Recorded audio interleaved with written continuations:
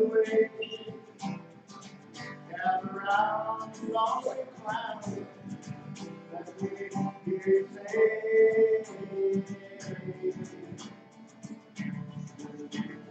hey, you got to deny your love away. Hey, you got to deny your love away. That's like the French horn.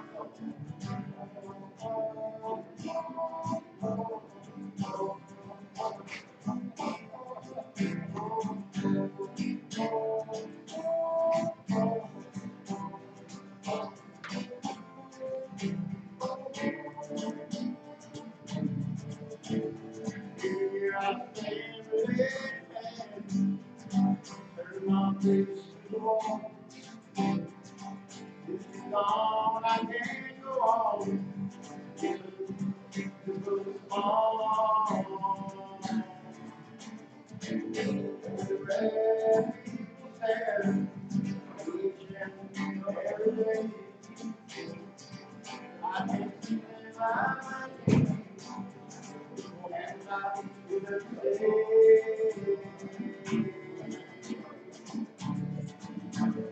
Hey, you got me like your love.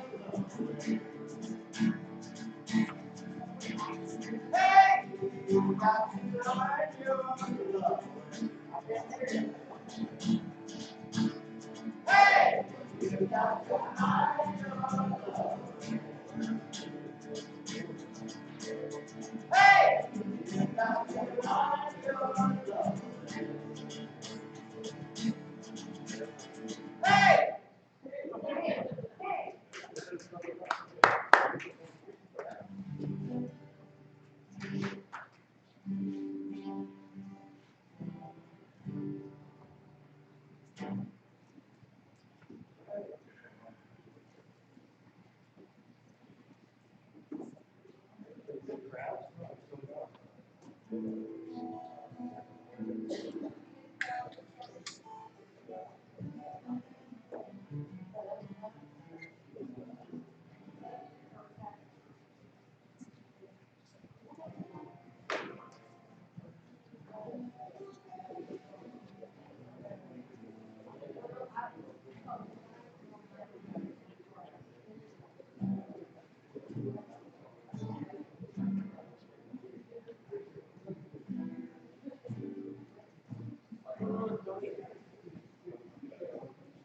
Well, we're starting about 5 or 6 minutes. Some people should be early.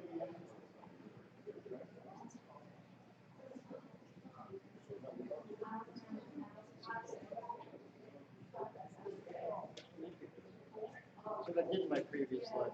Oh, okay, well.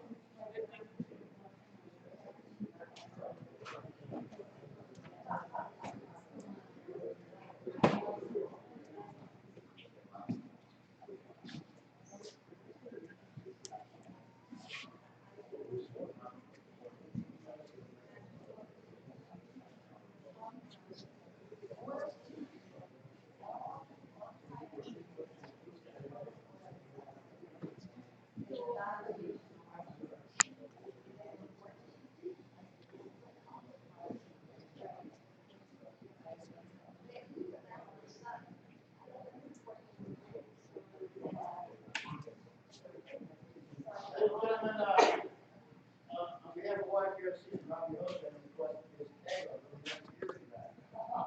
You can talk to something to the next year.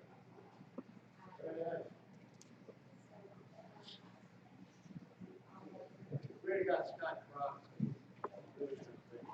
Yeah. That's the camera? Yeah. Where's the rest of it? It's 1080p, believe it or not. It's tiny. Really? Yeah. That is really small.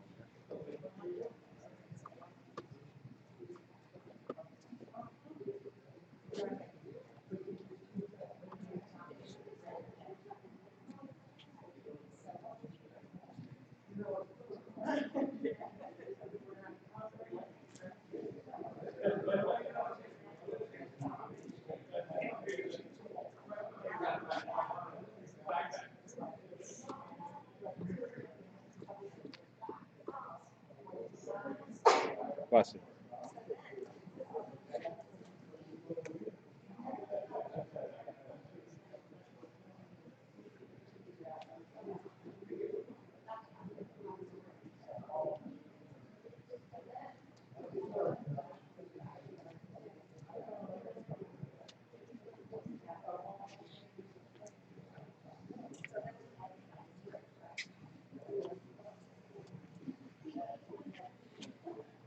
So you're recording?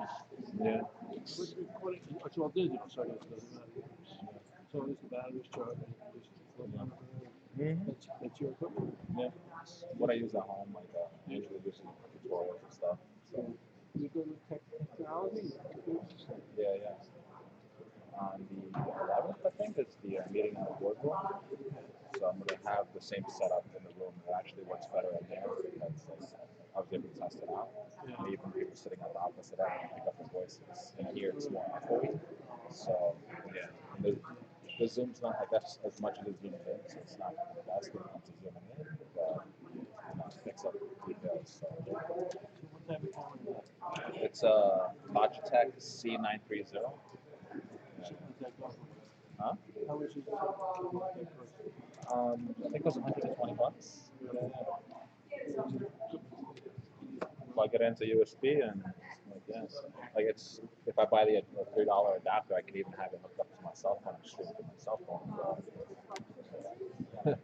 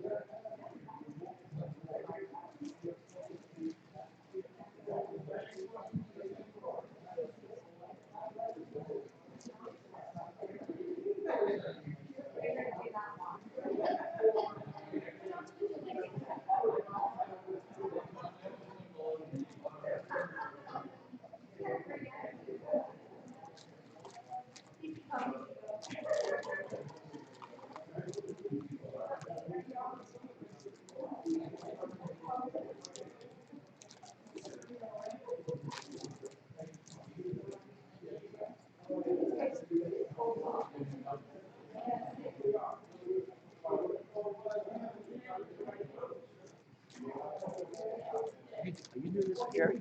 Yeah. Oh, good. I'm gonna do it on the day of the 11th, the boardroom meeting. That way, anyone can So this go is on practice. Skype. Yeah, this is Croton. Are you Skyping now? Right now, this is on YouTube, so it'll be played back again because on Skype it's instant. And that's how it works. Jerry was like, Robert, can you do that? So glad you're doing it. He's trying to figure. He wants to see what's better Skype for this because the Skype look are really great.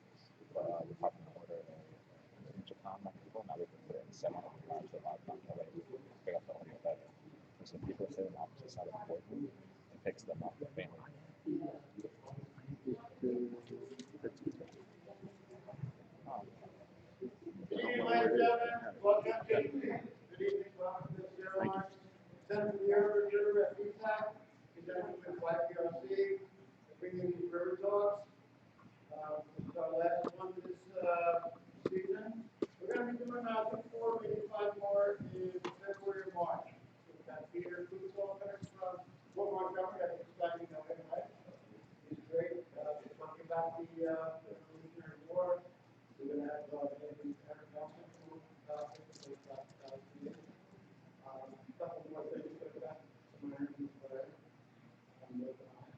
So, this has got masterpieces to go through, and we were fortunate enough to go out some of us on kayaking with them August or September? September. And it's like around the middle of September, we're not from the river. It's like really, we're all on kayak. It was just a great time. That's very important. About the area. So, also, we get stipends this year. We get stipends for speakers. We get $100. So this year, I always talked about it before. And instead of offering stipends, which you probably said kind of like some charity anyway, which we did last time, we're going to offer him a free membership in our club for a year.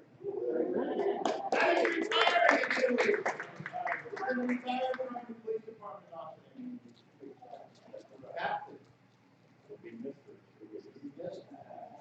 Right? So, please welcome the new Mr.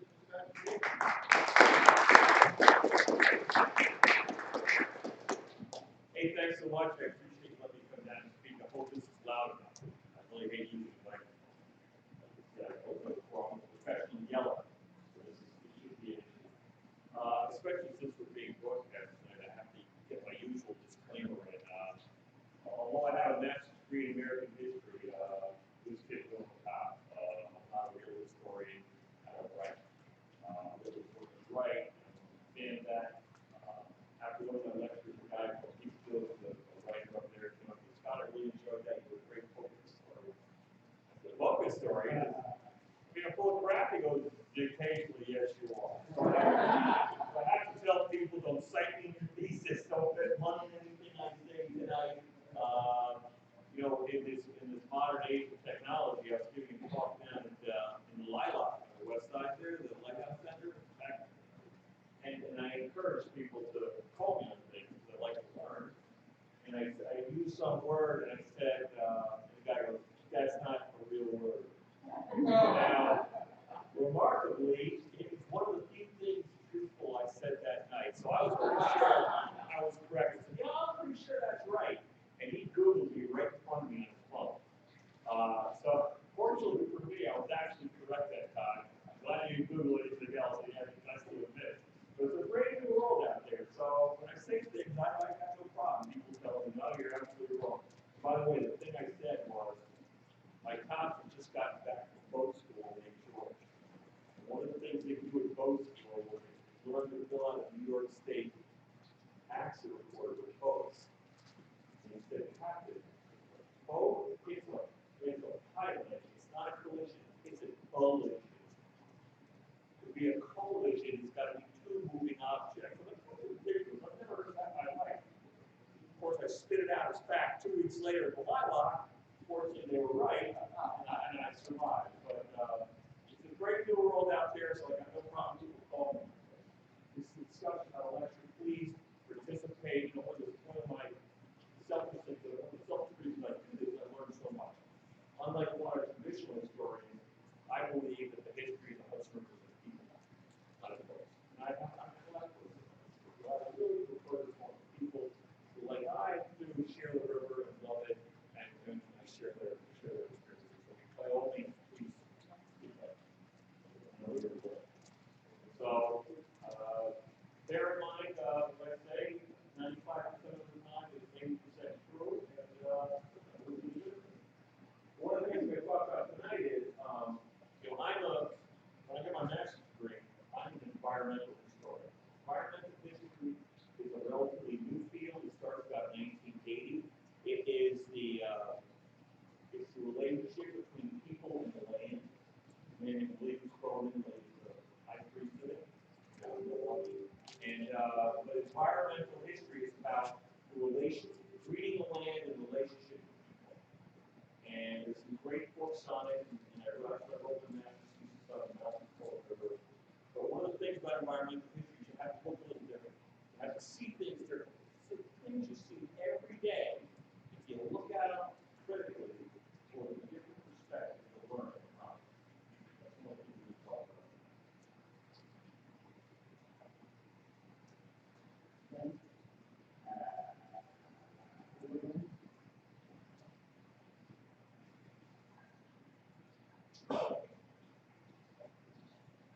So here's what happens when you're writing a master's thesis, you're out there and your old 8th grade history teacher sees you all. You tell people the rest of the country, yeah, you know, if I'm standing on the side of a river, I can't even make out a figure of the color.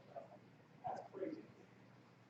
Yeah, it's true. If I'm standing at Croton Point and I'm looking at Stony Point 6 miles away, I don't see the feet of that person because of the curve of the earth. It's huge, of a magnitude that very few people with rivers understand. One place where you can see it all.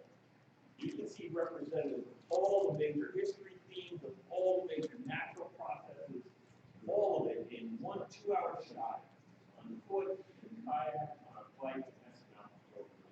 It is a special, special place, and unique in Promise.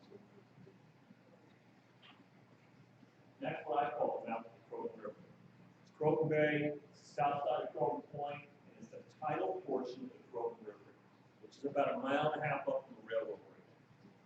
To me, that's the mouth of the Croton River. Here's another perspective that's looking to the northeast. Here's looking to no.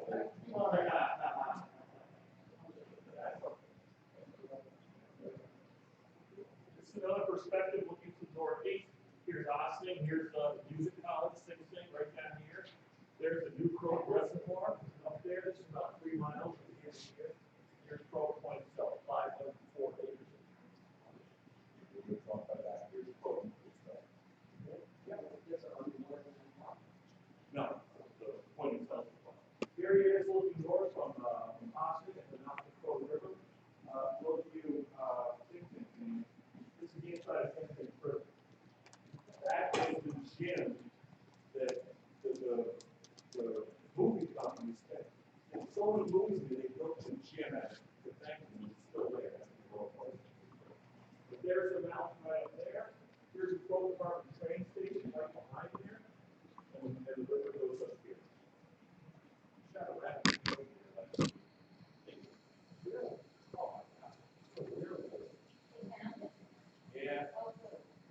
53 people. Yeah.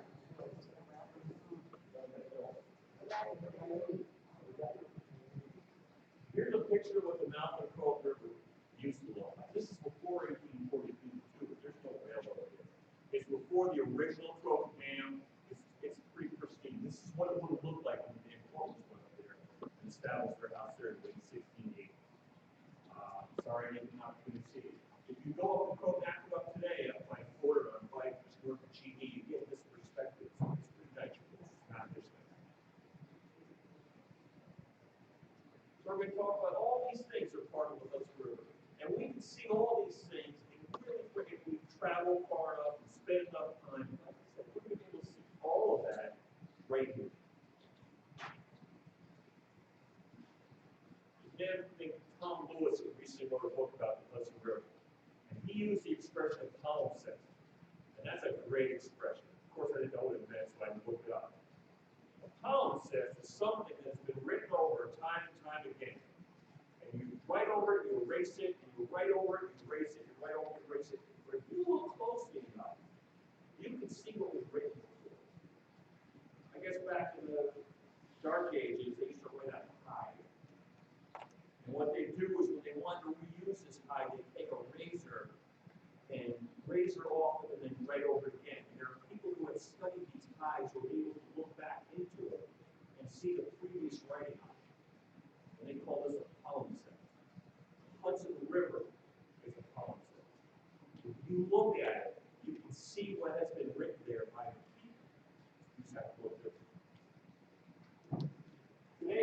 over Route 9, head north towards Ossining, cruise over there to the Croton River. What do you see? You see the same thing I see every day driving to work. Big supermarket, there's trains, I'm on the highway. Hey, maybe there's a little invasive species, but it looks like maybe. But this is what's really in your face. It's what you see today. But, you know the history, this is what you're going to see. If you know what you're looking at, you crest over that same hill that you crest over all those years. See the big ShopRite supermarket over there where I used to work with. Instead of seeing that, you'll see this. You'll say, wow, that's really rare. That's the most significant spot in the American Revolution. Right there. If I had never told you you speak English today, you won't go. So if you know the history, you kind of see it differently. But you gotta look differently. I take people on the Croton point all the time. One thing you have to look big. I take people up here and point out that lovely hill over there. This, you know, wow, that's a cool little ridge there. That is 10 million cubic yards of garbage. No, is it? Oh, it absolutely is. But it is so big, it's hard for people to imagine. It just looks like a nice grassy slope out on Croton Point. Isn't that wonderful? It's hard for people to see something that big and understand what it really, really is. See, I feel a little big. That's what it used to look like before 1927. It was sea level. So that same spot where we're just looking at the hill, you can see straight out the Croton Bay. Fishing point. You have to look at this. This is what they call a bond, a brick bond. It's the way the bricks are placed in the wall. This is an American bond or a standard bond. So this is long, short.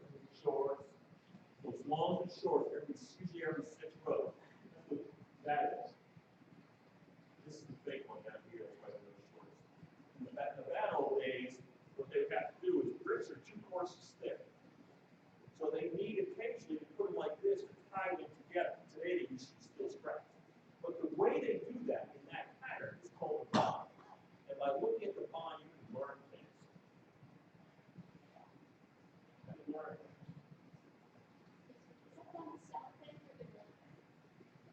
That's not a Croton Point itself. But look at these marks. Look at the bricks themselves. That's William A. Underhill.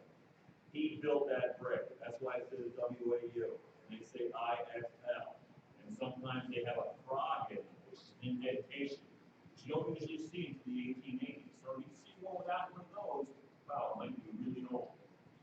So look at the brick. I mean, how many bricks have we all looked at? How many brick walls have we looked at? How often do we go, well, look at that pattern. Hey, the pattern changes. Hey, why does that brick look like that? Why are bricks red? Our bricks are red. You know, so we see yellow bricks in the valley. What's that mean?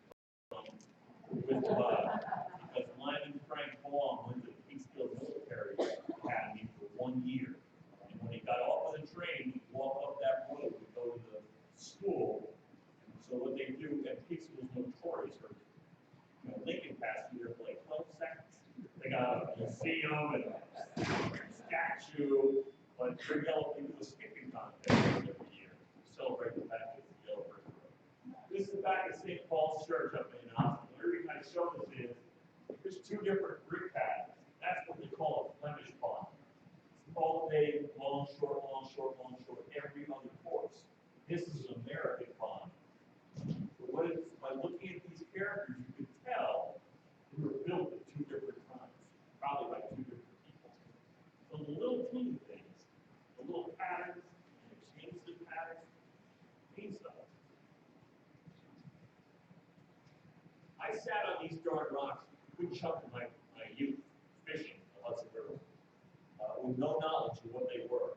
Until I read an 1890, clearly smarter than me, will be able to look at them, compare them to the compass bearings they tell me they were chipping in there. As soon as I find that out, they now look small too. That's all right. That's okay. Yeah, exactly.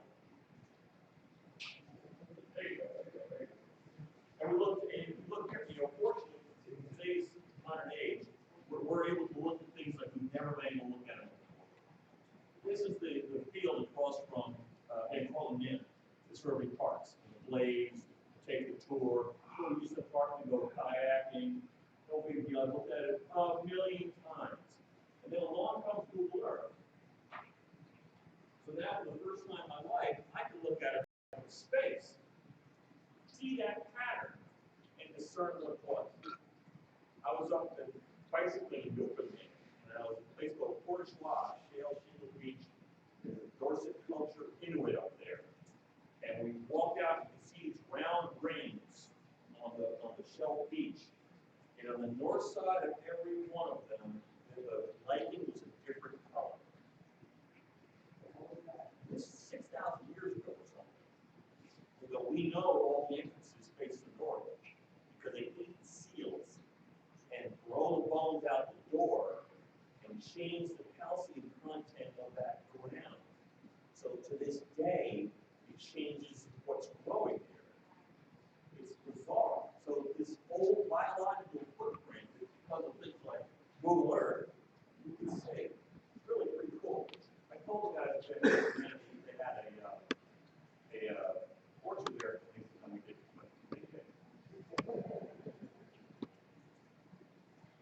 I've had one of these things many times. I go past them, snorkeled over them, fished off on them, but I never really knew what they were like from space. Those are the old, early 19th century bridge buckets in Croton. That's the thing about Google Earth.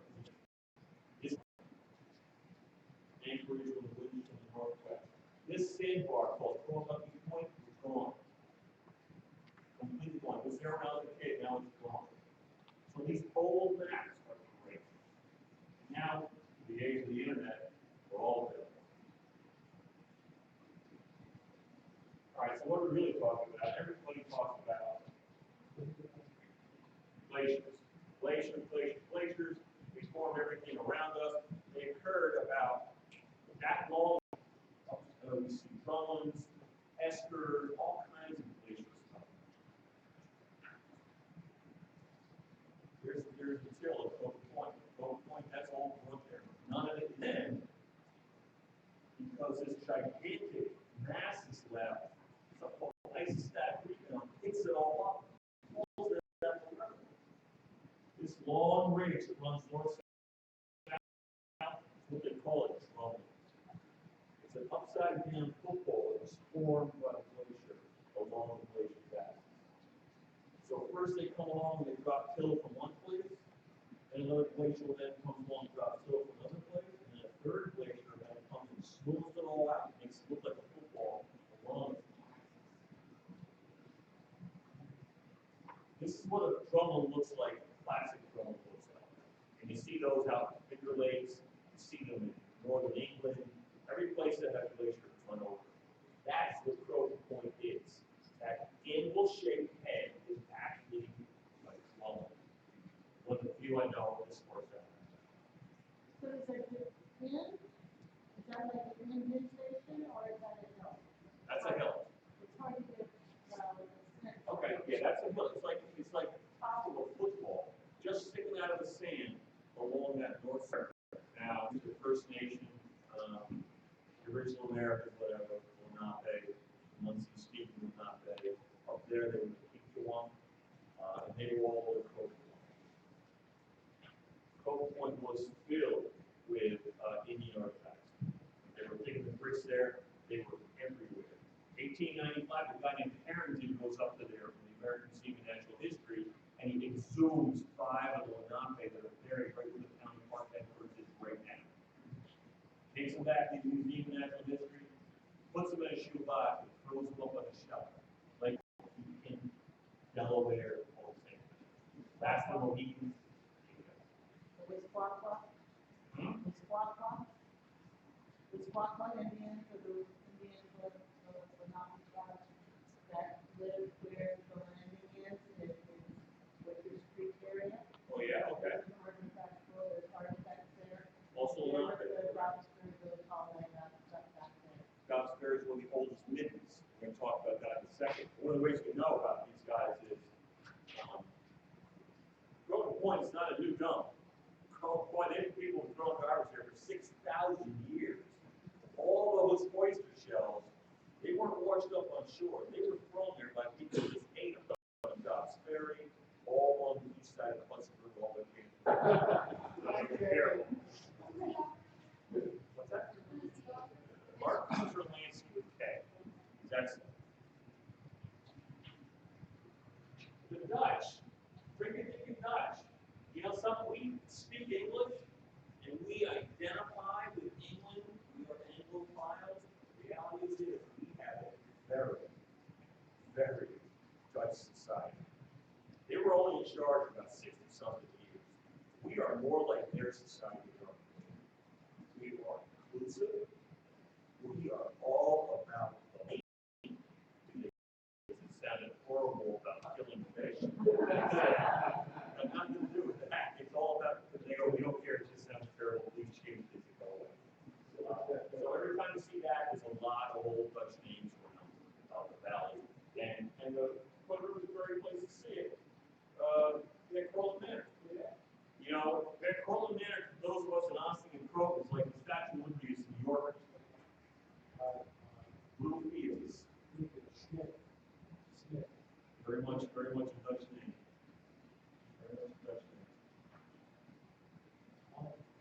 The American Revolution, my favorite. So, what is the Croton point after the American Revolution? Well, for the most part, Croton River was the founder. Beyond the Croton River were the Americans. From the Bronx down to the English. And everywhere between the Bronx and the Croton River was no man's land. Both sides would go in, steal everything, bring it back, fight in it. The Croton River was home free for the Americans. That was the one. The real significant event, phenomenal Croton about the American Revolution, is this jerk. Now, I know there's some Benedict apologists that actually live out there and actually publicly said that, but he's a jerk. He was a creep. He was a traitor. I was in Westminster Abbey, and I went to see Major Andre. So I see the guy dressed up, the English dressed up. I go, hey, where's Major Andre? They go, oh, he's right back there. I said, well, good, because I want to go back to make sure he's still dead. They're like, oh. And then I was going to go pay a visit to Bezack here, give him a piece of my mind as well. Turns out Bezack was buried in the basement of a minor church in the kindergarten classroom in London, behind the aquarium. And I just suspected that if I went down there and started cursing out the aquarium in the kindergarten classroom in London, my chief would get the call, and I would have been in a little bit of trouble. So he got a pass on this. But we all know what he did. But how did he get caught? Why did he do it? He did it because he was a traitor. He did it for money. And he did it because his wife loved him. So what's Croton Point got to do with it? Well, the vulture comes up to drop in the Journal Law because he's going to drop Major Andre off in Haverstraw, and they're going to meet. And they're going to discuss how they're going to turn over West Point. So the vulture stops. There's two guys out on Croton Point, right? Jack Peterson and another guy. And they're out there making bricks, and the vulture throws a shell out.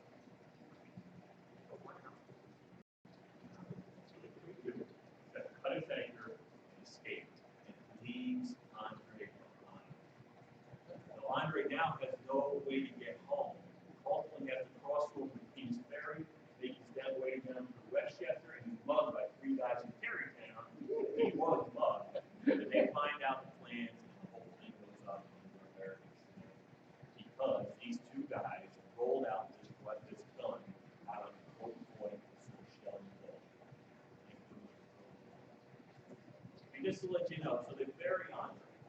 It's my favorite, one of my favorite valley stories. They bury Andre over in Tappan, right by that old inn over there. And because he's a criminal or a gun traitor, they just chunk him in the ground and cover him over and forget about it. Well, in the 1820s, the Duke of York thinks that John Andre is a hero of the American. Yes. Right on. Yes. I think it was the military influence. So they hang him there. So the 1820 Duke of York comes up, Piermont. He goes up there. The problem is there's no gravestone to spot. So they find an old man. They go, where is he buried? Did you see this? Yeah, I saw it. He's buried right there. And they get a pile of bones, they throw them in the shoebox, and do the work, and all he knows.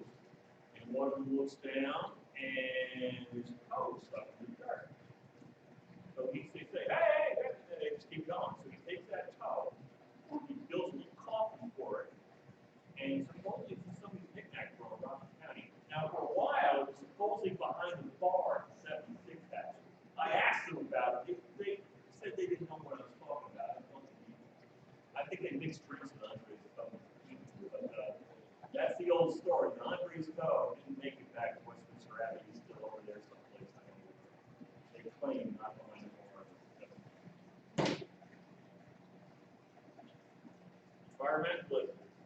Let's like who's getting good? When I was growing up, there was a continual cloud of seagulls over Croton. It was. Now, one of the things that people will not see in the county brochure is they didn't know what to do with Croton Point. Bricks had gone out, the grapes were gone, and there was still some junk in there. And that's how it started. 10 million cubic yards of environmental later.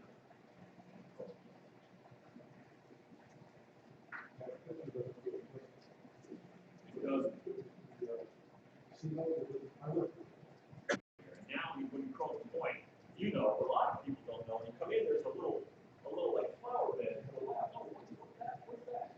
That's a scale. It's as long as this room, because they weigh these trucks going in and out. That's how they charge the people to come. I mean, it was an unbelievable operation. It was huge. It burned all the time. It was.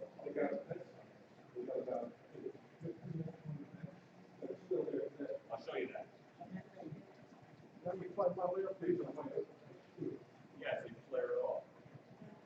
They could have captured it economically for about 15 years. And just open up the back and dump them right out. And they come back, they fill it over, they bulldoze is constantly working. What a mess. 131 feet high from sea level. Incredible. And then they did this to it. They took an enormous garbage bag, and it's a hefty garbage bag that's covering up all that garbage. They don't want the roots to penetrate the plastic. So they will never allow trees to grow. So it will not progress as everything else. It will always be that grass thing to protect the environment. Yeah. Well, if you go and look at it today, it's covered with little reflectors on it.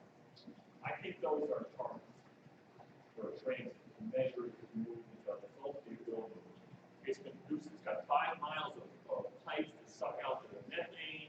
It's got something called U-shape, disgusting liquid stuff that comes out of it that they have to mitigate. It's a machine, and it's an expensive one. And what it also is, what people don't realize is, it's a cage. It's a cage for an animal that we created over 60 years, and it's never going away. The problem is, it seems so nice. So many people forgot what it looks like. They don't want to put money into it. They don't want to care about it. We all have to. We made it. We have to maintain that cage. If it gets out, it's going to do something wrong. So it's hard to remember what that lovely grassy knoll is. Unless you were there. But yes, they were. Yes, they were. Here's another picture of it. You look back here now, go river. It's huge. Huge. Now it's a great place to see birds and bird watch, stuff like that. So you know, that's an environmental issue right there. HOA.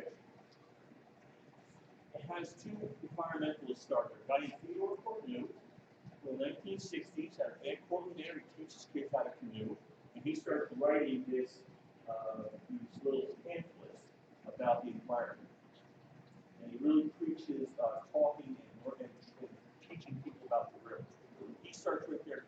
Ultimately, he's the archetypical environmentalist guy that we see using traditional art and education to have people care about the river. And then the other 1-2 punch of environmentalist is Bob Boyle. This guy, a a writer for Sports Illustrated, starts the Hudson River Fishermen's Association. Talk about flesh-eating lawyers. This guy sued everybody. He's the one that wrote the book on how to do it, and what a difference it made in the river. They go out and they realize from some old obscure law, if you catch somebody violating the Hudson River, you get a piece of the crime. And because of that, he's able to move forward and create this organization that becomes self-feeding. It's fantastic. Now, ironically, the Hudson River Fishermen's Association starts right here. That's the Parker. That's an old schoolhouse in Austin, and that out there is decoration, but it is pointing right up the road at GE. So if you go there today, get off the bottom of the 9A hill, this bunker. You look to the left, you see that howitzer pointing at it. Those are the two titans of the environmental fight in the Hudson River Valley, represented right there at the saddle, right here at the bottom of the 9A hill. So, I mean, that's the GE Global Learning Center, Croton. It's huge. It is the epicenter of learning for GE, right there in the mouth of the Croton River. And right across the street where all the people who fought them started.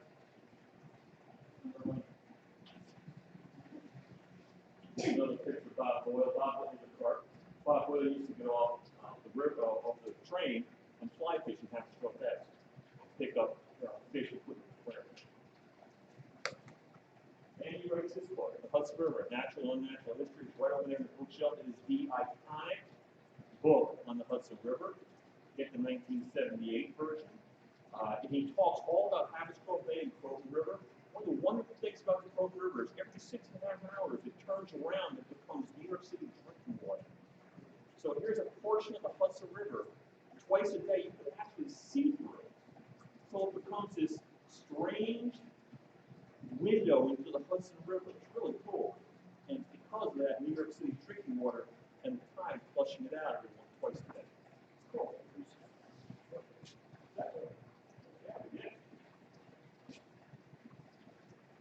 Any birders in the crowd? So that's Roger Tory Peterson, the man who invents the field guide, the man who launches billions of dollars of birding, the man that puts 1 million people into the environment who start caring about it. That guy. Now, that guy is from Jamestown, New York, Johnstown, New York, somewhere upstate. He's an artist and comes down to New York City to go to art school. He gets involved with the Bronx Birding Club. They come up to Croton Point to do the Christmas bird count. Him. He's sitting there as a kid. Birds fly over, and someone goes, "Hey, what are those?" He goes,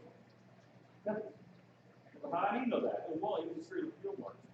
I go, "If you make that into a book, I'll publish it." And modern bird watching is born at the tip of Croton Point, while Roger Tory Peterson's counting canvasbacks at the Christmas bird. I give a history hike on Croton Point at noon during the T-Town Eagle Fest, and I tell all those birds, and they're all birds. This is the Mecca. This is the holy grail of birding. This is why you should be here. We have these 175 eagles that are over there. This is where it all starts. It does. And you go there today. It's a fantastic place to bird watch. And all kinds of animals there, including this guy. A lot of them out there. Fewer here now. A lot of coyotes out there. A city is only as great as its hinterland. A city, just a wonderful port with no way to connect to the interior, no way to draw out natural resources from the continent, is of no value. That's why New York City, not only is it a great port, but it has the Connecticut River and the Hudson River that access all these fantastic natural resources that are in. One of them is brick. You know, in 1835, a good chunk of Manhattan burns to the ground. That was pretty common back then. They all burned to the ground at some point. But they needed cheap, durable, fire-resistant building material, or they were not going to succeed. And at Watershock, the Hudson River is lined with clay beds thanks to the last glacier. So bricks start to pouring out of the Hudson River Valley and build New York City. You go there today to Croton Point, it looks manicured, doesn't it? It's not. Those are clay pits. That's where they dug the clay out to make the actual bricks. That's why it looks like that. This is what it looked like. Yes, but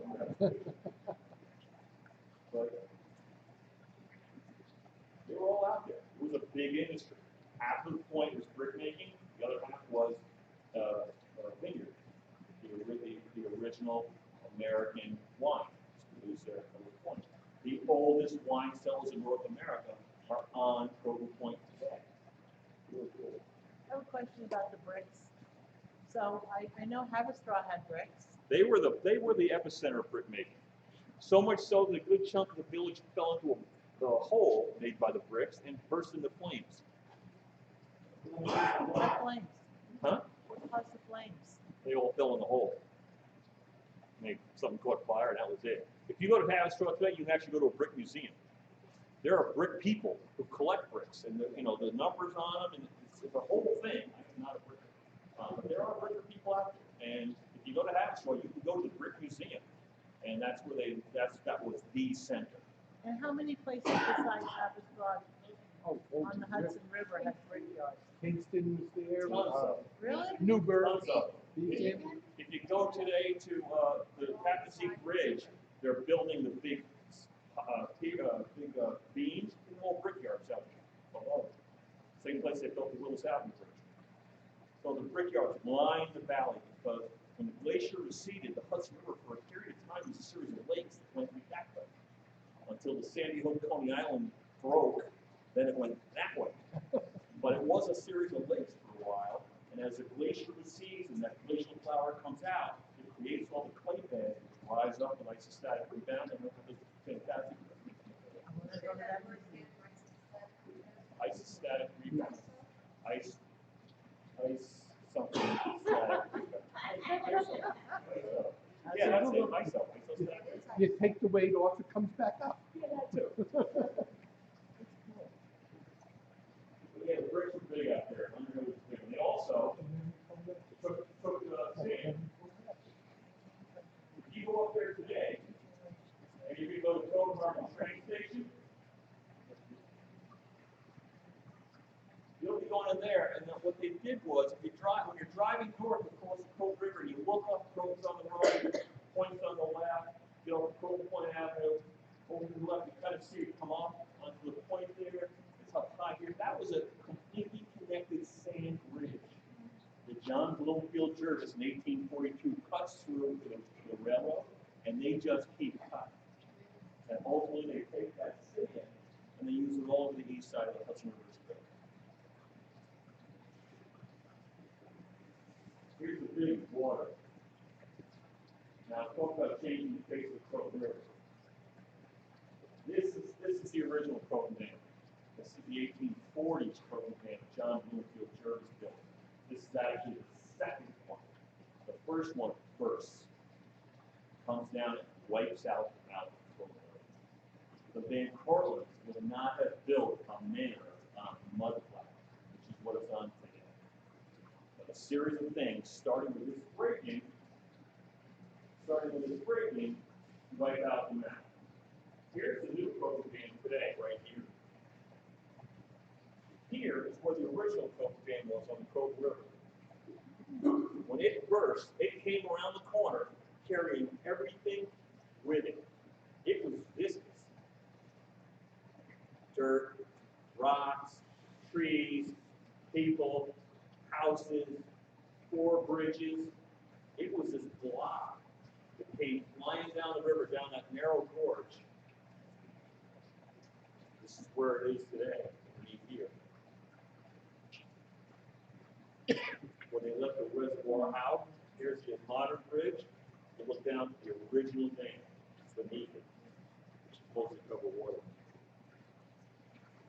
So it comes down this, see how this valley is sharp coming down Croton Valley? So it comes down this sharp valley. Because it's sharp, it's fast. And then right above Paradise Island, it breaks out of Van Cortlandt Manor, it spreads out. And when it spreads out, it drops its velocity. Now, when it drops its velocity, it drops its sedimentary load. Right there in the mouth of the river, right there. Great. Those who have been with me up the Croton River, you know how narrow it can be above there. But once you get past Paradise Island, it widens right out. That's what happens. That's why it looks like that today. That, combined with the fact that they continue to impound it for water, they cut off the flow of water down to it, they put a bridge across the mountain for train purposes. Probably most of transportation is a big deal. You see examples of it in the valley in the mountain Croton too. Here's what is now the modern railroad. Modern railroad was up in 1842. It has to go over a mile across the mountain Croton River. But when it does it, combined with the fact that the dam burst, it really slows the river and changes the mountain river. And then they put this in. This was going to be a major highway between the Tappan Bridge and the Beacon Bridge. This is the reason they put 117 in, where it goes to nowhere. You know what Terrytown by knows? Wow, what a huge highway. Going from 9 to 9A. That's because they're going to connect it with this major highway that's going to come from Terrytown up to Beacon, right along the east shore of the Hudson River. The only part they complete is Croton Creek. The rest is completed and never happens. There are still parcels of land in Ossining that are owned by the state because they bought them because they were put interchange there. It would have dramatically changed the side of the river. It didn't happen, but this did. That's why this is there today. That's why 117 is there today. There they are putting it in. Those of you locals who with the Starlight Movie Theater up here, that's a Croton. But they just essentially made a copper dam and completely reduced the Croton River to a 72-inch culvert. They put the dam, they put the highway. When you go around the 9A curve up by the New York, by the Armory and Ossining, reading this curve like that, it's an extra ramp. It's supposed to go straight prior to Peekskill Expressway, which goes to the Blue Mountain. That's why the county owns that property and start making that money today.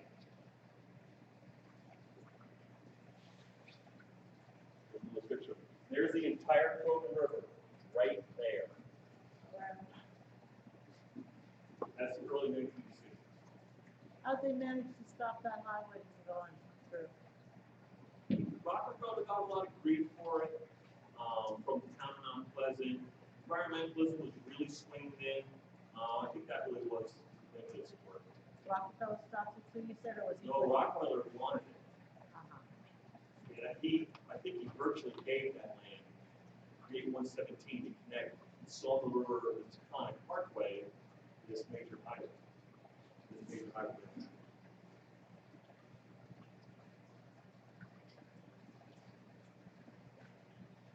And power. One of the reasons we're different than the Mississippi River is we have the ability, we have power in our banks. We have mills. The Croton River has the biggest mill. At the top of the Croton River is called the head. The head, that's why you heard the expression head of Charles. It's where the tide meets the fresh water. That's the head of the river. That is typically where on the East Coast we develop most. Albany, the head of the Hudson River. Trenton, Baltimore, Washington, D.C. It's called the fall line. Yeah, fall. It's a fall line. You need to Google that. It's a fall line. But that's not a major Augusta, Maine. It's on the fall lines of the river. Yeah, you remember that the last time we were out in the boats, freshwater, Saltwater, yes, fall. But also at the fall lines, a great place to gather energy. That's where you have all that potential energy being stored. And then the same is true in the Croton River. Today, this is the fall line right here. That's where the tide meets the fresh water. So what they do is they divert it out here, run it parallel to the river, then drop it here. This drop is called the head. The head. And this is potential energy.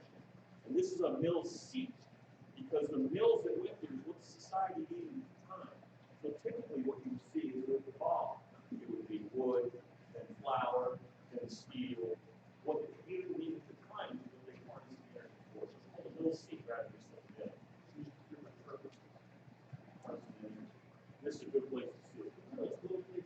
Up in Sterlington, by Monksville Reservoir, they got like a big huge pipe water we used to tap into the upstream side. And then it get down into like this huge hole that mine was. And but they had pipes running over to the waterways, Right. to the iron store. A lot of places they dam them. That's why I say Mill Pond Lane, Mill Dam Lane, everywhere. Because they dam to create that air consistent naturally. They get like, and there's where it comes out. Here's where it comes down, the race, to the mill, drops through, back out the Croton River. Run the other way. There you go. You go, you walk out. That's what it turned 12 feet, by the way, 12 feet. And this is where it comes back out into the Croton River. That's in the early 1800s. And I'm going to go up there someday, and that thing's going to be collapsed. And I'm going to cry both tears. And it's going to kill me. I can't, every time I go up there and see it, I can't believe it hasn't collapsed. But it's beautiful. Right there beside the river. And that's where the water, after it came through the mill,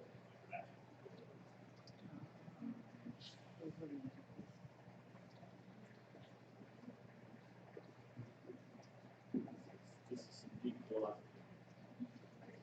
My wife travels to Europe. I usually go away, but I'm a big local guy.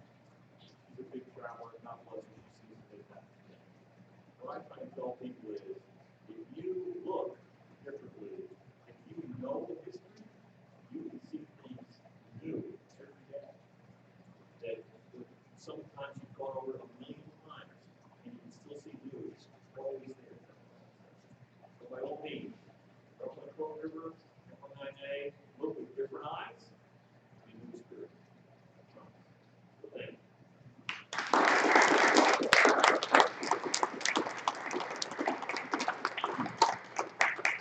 This year, instead of giving Scott a stipend, which we normally give our speakers, he gave us 2 trips last year, he gave us 3 talks and another talk again this year. So I'm going to give him a free membership to the club. He's going to retire in a couple of weeks, so he's going to have plenty of free time. By all means, come and enjoy the Croton River. It's a fantastic place to have. When I was a kid, it was the best kept secret in the county. No one. Go up there on a weekend. It's about the tide is about 2 hours after the battery. So look at the battery tide, look at the high tide. Let's talk a little bit about what you're doing, where you live. I live in Fort Montgomery, just above the Fairmount Bridge. We're creating a public landing spot. Open doors. We went local open doors. We have a 9-dock park, one by C.D. Hudson, given to us. Now it's a park in French we don't involved with. We're maintaining it and trying to make it accessible for 3 places on the east side of the Hudson. We have it for the Cornwall to access the river. It's not for beginners. It's a great place to kayak. By all means, it's free. It's a good launch. It's accessible to all the good spots. By all means, come up and enjoy it. It's lots of parking. Lots of parking. Lots of parking, partisan. You really, you need something to drink. I live right there in the hill, right there. It's great. It's in Fort Montgomery. It's about 200 yards north of Fairmount Bridge on the west side. You're coming over from Anthony Snow's, then you come over right to the Fairmount Circle. Before you get there, you look to the right, you see Buffalo Church. Scott's house is right there on the right. Yeah. On the cliff. It's a great access to the river, great place to see eagles. Quite frankly, one of the things that's useful the most is rail fans. They love it when they get to take pictures of the railroads and bring it on Fairmount Bridge. That's a big deal. So a lot of rail fans are there. By all means, come and enjoy the spot. We created it for you, so that people can access the river. And we really love people use it. Well, we had a trip out there to see Fort Montgomery. It's great. So it's a little about Fort Montgomery. You're gonna have that guy come here and talk about Fort Montgomery. Yeah, Peter, he's great. Yeah, by all means,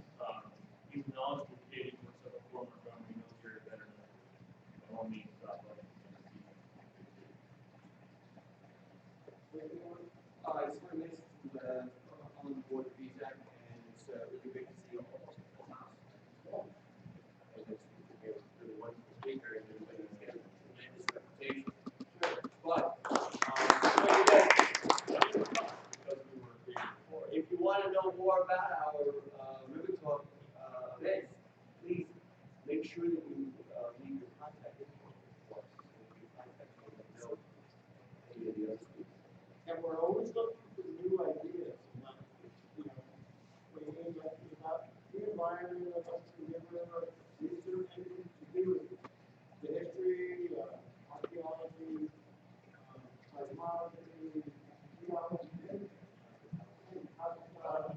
If anybody's looking for me after January 1st, I'll be a part-time library assistant.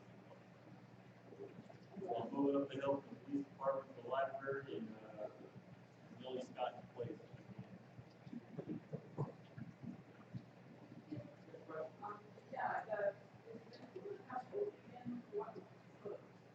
It's seasonal. So in the springtime, you should be able to go through there. It's really worthwhile. They do a really good job.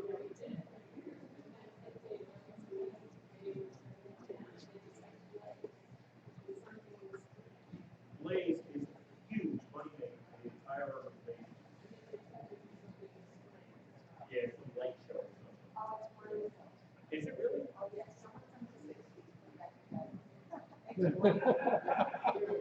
The expert.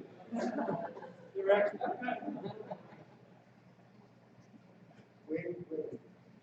Raven Little means I think you're overseas. Yes, sir. So we had an analysis and doing a analysis. And we're going to go now to Croton River to access the Salisbury iron mine in Connecticut. And the only real residual effect of that, the guy who does that, he makes that study with George Conklin, the Austin surveyor. And DeWitt Clinton, takes his survey, when it fails, and says, we're going to take the water from here to New York City. So that initial attempt to canalize it is what really leads it to being the source of the water in New York City. But yeah, now people have found 365-mile long year canal. I mean, it was amazing. Changed the port of New York forever. Yeah, they were going to canalize the Croton all the way up. All right. Okay, I'll see you all in spring.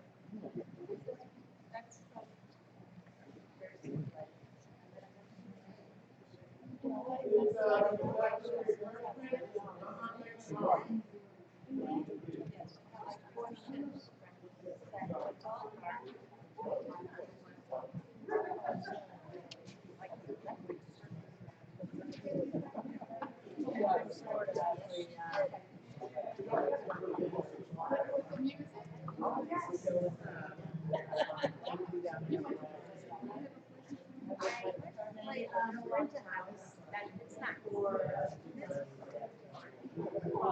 I think that.